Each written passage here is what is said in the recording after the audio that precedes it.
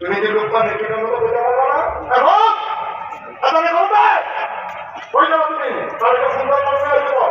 তা আমাদের লোকের কথা রাস্তা কইরা আপনি চোখের পানি সাইডা করতে পারেন না তুমি বললাম সরকার চাকরি দিচ্ছে এখানে বলে মুশকিল বেশি সারা জীবন প্রাইমারি স্কুলে পড়াইছি এরকম ইনশাআল্লাহ আদর্শ মজা করে সাফ সাফ করে আপনি জীবনটা কমপ্লিট সাফ করে সরকারি চাকরি দিচ্ছে লরে শোন আমার কথা লাগাস আমার ঘরে যেন না ঢুকে এইরকম বলতে পারে ঠিক কিনা জন্মদিনে বাথরুম জানা মানুষের মতো মানুষ হইতে বানাইতে না পারলে তুমি বাপ হিসেবে ব্যর্থ হয়েছ ঠিক কিরকম তোমার রান্না বাড়া তুমি আমার এক ইমাম সাহেবের মধ্যে তোমার সর্বস খালি রুগী দিতে না করে সর্ব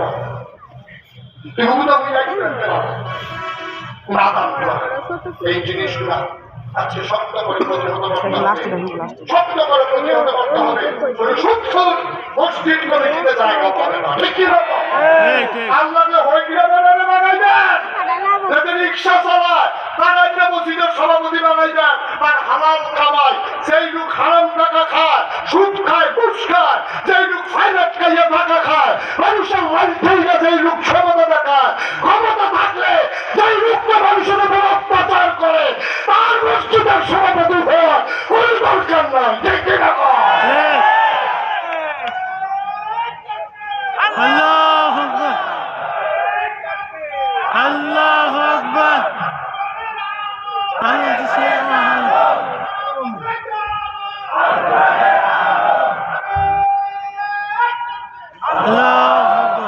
সবাই বলা আমি